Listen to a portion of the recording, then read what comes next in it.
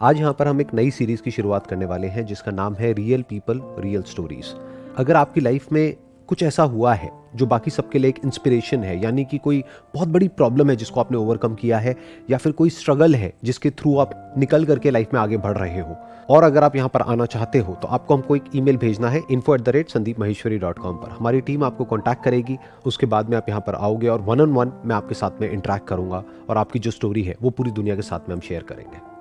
और आज जो हमारे साथ में पहले गेस्ट हैं उनका नाम है हिमांशु, और उनकी क्या स्टोरी है वो खुद आपको बताएंगे। जब मैं 20 साल का था, 20 साल की उम्र में थोड़ी सी फाइनेंशियल कंडीशन थोड़ी घर की डाउन थी। फिर मैं जॉब करने लग गया। उसके साथ साथ मैं एक फिटनेस ट्रेनर का कोर्स कर रहा था। एंड मैंने वो किया जो दुनिया में 2% लोग कर पाते हैं। उसकी मेरे पे वीडियो भी है। क्या करते थे आप?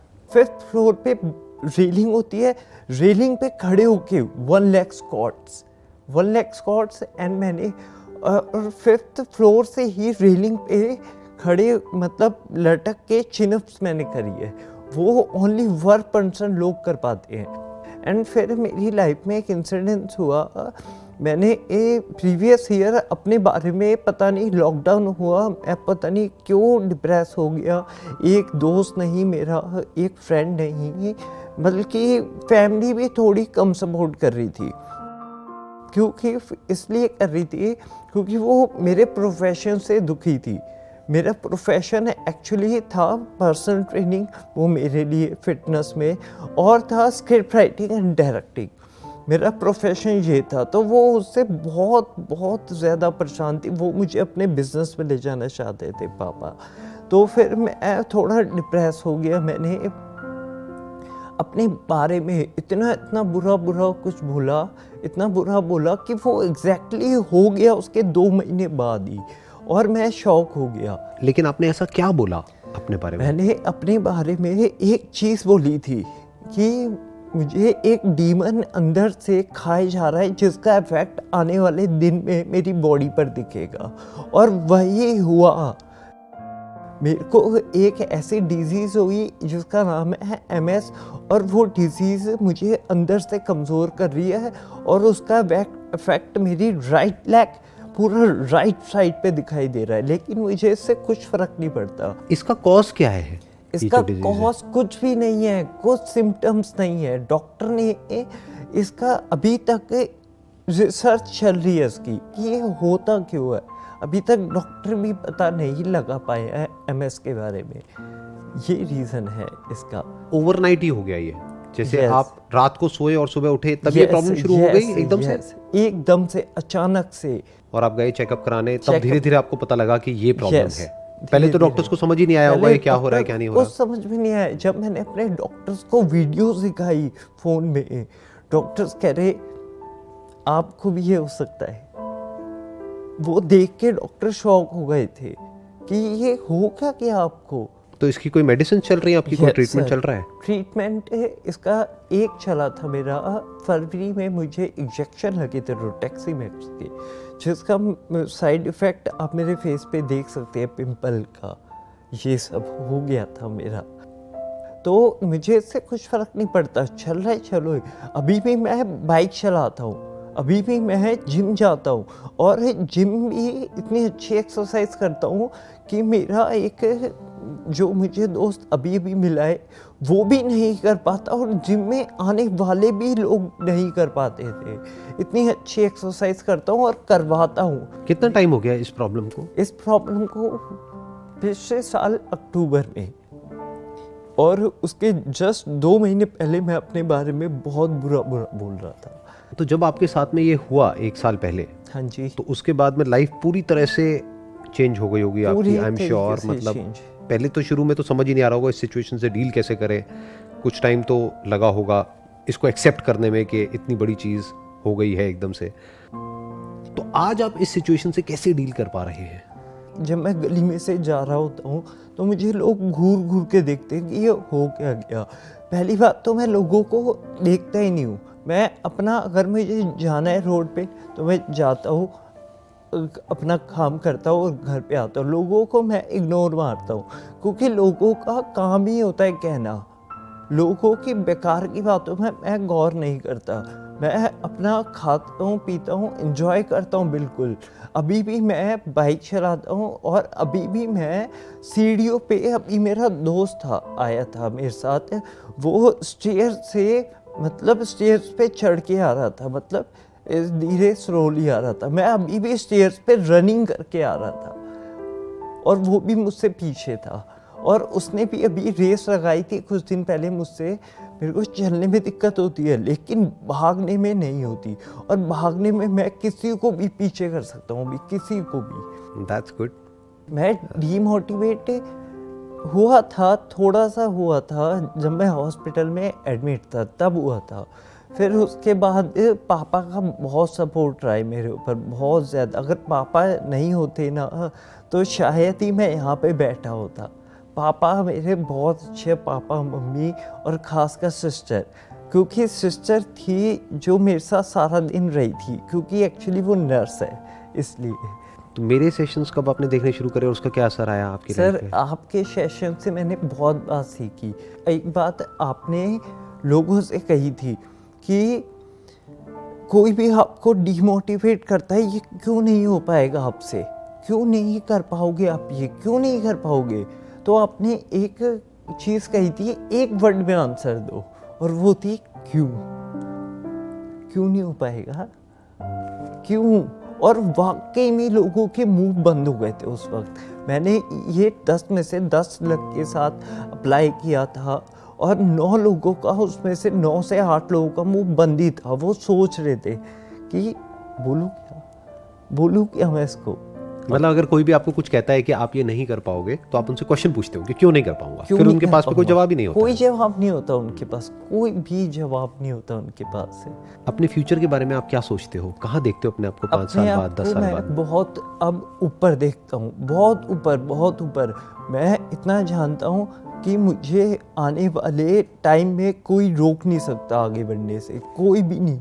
मैं हूँ इस सिचुएशन में लेकिन मुझे कोई नहीं रोक सकता। It's my challenge. मैं आज भी कहानियाँ लिखता हूँ। मैं मेट्रो में आ रहा था, मैं स्क्रिप्ट राइटर हूँ सर, तो मैं जहाँ जाता हूँ वहाँ भी स्टोरी देखता हूँ। मैं आपके अंदर भी एक स्टोरी देखता हूँ, मैं सामने कैमरा मैन के अंदर भी एक स्टोरी देखता हूँ। मैं जहाँ जाता हूँ एक स्टोरी पकड़ने की कोशिश करता हूँ और फिर एक टॉपिक मिलता है, उससे एक स्टोरी बनाता हूँ। आपका ड्रीम क्या है, आप मेरा क्या करना चाहते हो? ड्रीम है सर स्क्रिप्ट राइटिंग और डायरेक्टिंग। जो मैं स्क्रिप्ट लिखूँ उसे मैं ही डायरेक्ट करूँ, ये है मेरा ड्रीम। और ये मैं करके रहूँगा। और जो मैंने फिटनेस का कोर्स किया वो मैंने अपने लिए किया था, अपने लिए, अपनी बॉडी को फिट रहने के लिए। लेकिन एक ऐसा बंदा जो नॉर्मल लोग नहीं कर पाते आजकल, वो बंदा इस सिचुएशन में है, ये देख के सब हैरान है। इनफैक्ट आपका ये जो ड्रीम है उसमें आपको बहुत हेल्प होने वाली है इस वीडियो के बाद में, क्योंकि इस वीडियो को लाखों लोग देखने वाले हैं। Yes sir. अगर ये वीडियो देखने के बाद में आपको कोई अप्रोच करता है और Yes. वो कहता है कि मैं आपकी लाइफ के ऊपर एक फिल्म बनाना चाहता हूँ, हाँ जी। तो वो आपको अप्रोच कैसे करेगा? आपके क्या सोशल मीडिया हैंडल्स हैं, क्या आपका अकाउंट है, वो कैसे आपको अप्रोच करेगा? आप अपनी कुछ डिटेल्स देना चाहेंगे यहाँ पर? मेरी कहानी कोई ज़्यादा अच्छी नहीं है, मैं इतना बता रहा हूँ।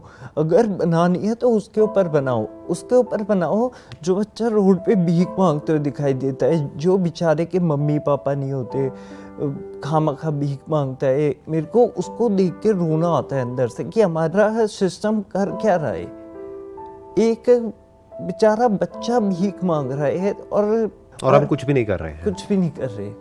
और बस यही बात है कि मैं देखकर अनदेखा नहीं कर सकता किसी चीज़ को, किसी भी चीज़ को नहीं कर सकता। आखिर एक जानवर को भी चोट लगती है ना, तो मेरी पूरी कॉलोनी जानती है कि सबसे पहले हिमांशु जाता है। और मेरी कॉलोनी में मेरे को हिमांशु के नाम से नहीं जानते, मेरी कॉलोनी में मेरे को इस नाम से जानते हैं। लोग कहते हैं कि वो जिसके पास कुत्ता है ना, बड़ा वाला, वो जो कुत्ते की हेल्प करता है, वो बंदा कहाँ है, उस बंदे का घर कहाँ है, ऐसे जानते हैं मुझे लोग। तो ये सब जो भी हुआ आपके साथ में, इस पूरे एक्सपीरियंस से आपने क्या सीखा जिंदगी में? मैंने सीखा सिर्फ एक ही चीज़, कभी डीमोटिवेट मत हो, क्योंकि ज़िंदगी खेलती भी उसके साथ है जो खिलाड़ी होता है। जो हार मान गया उसके साथ खेल के क्या फ़ायदा, क्योंकि पता है वो 2 मिनट में हार मान लेगा। खेलती भी उसके साथ है जो खिलाड़ी होता है, इसलिए हार मत मानो, कभी हार मानना ही नहीं चाहिए आपको। चाहे कितना भी बड़ा चैलेंज आ जाए, कुछ भी हो कितना जाए। भी बड़ा। अब एक मैं पूछना चाहता हूँ कि मेरा एक दोस्त है, वो हमेशा ये कहता है तू इतना मोटिवेट कैसे रहता है, अभी भी इतना चार्ज अप कैसे रहता है। मैं हमेशा हंस के बात करता हूँ, इस सिचुएशन में भी मैं सबसे हंस के बात करता हूँ। मैं सुबह उठता हूँ ना, मम्मी से इतना मजाक करता हूँ, मम्मी परेशान हो जाती है, मम्मी पापा सारे परेशान हो जाते हैं, खासकर सिस्टर। इतना मजाक करता हूँ और इतना मोटिवेट रहता हूँ मैं।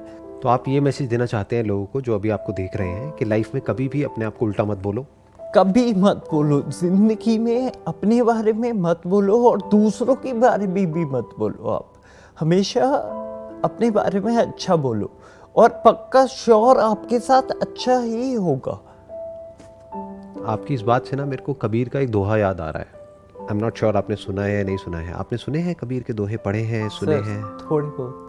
डू यू वांट कि मैं बताऊं आपको? Yes yes of course sir. कैसे, बोल करके या गा करके? गा करके। गा करके, ओके। आप आंखें बंद कर लीजिए। ऐसी वाणी बोलिए मन का पाख हो, ऐसी वाणी बोलिए मन का पाख होए, औरों को शीतल करे, औरों को शीतल करे, आपा शीतल होए, आपा शीतल होए।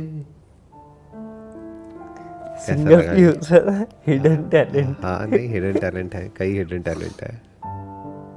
तो इन अ नटशेल जो भी आपने कहा, अगर मुझे उसको पूरे को सम अप करना हो तो वो ये है कि खुद को अच्छा बोलना चाहिए, यस, चाहे सिचुएशन कैसी भी हो, कैसी चाहे भी अच्छी हो चाहे बुरी हो, और हमेशा लाइफ में आगे बढ़ते रहना चाहिए, चाहे कैसी भी प्रॉब्लम आ जाए, कितनी भी बड़ी प्रॉब्लम आ जाए। अब आपकी प्रॉब्लम इतनी बड़ी है फिर भी आप इतने मोटिवेटेड हो, और मैंने देखा है लोगों को जिनकी प्रॉब्लम कुछ भी नहीं होती है, एक एग्जामिनेशन को क्रैक कर रहे हैं, उसमें फेल हो गए, उसके बाद में कहते हैं कि अब हमें मरना है। अगर ब्रेकअप हो गया, ब्रेकअप जैसे कि कोई बहुत बड़ी प्रॉब्लम हो और गई। क्या, देखा जाए तो कुछ भी नहीं है, अभी जो आपकी प्रॉब्लम है उसके कुछ सामने भी नहीं कुछ है। भी नहीं है।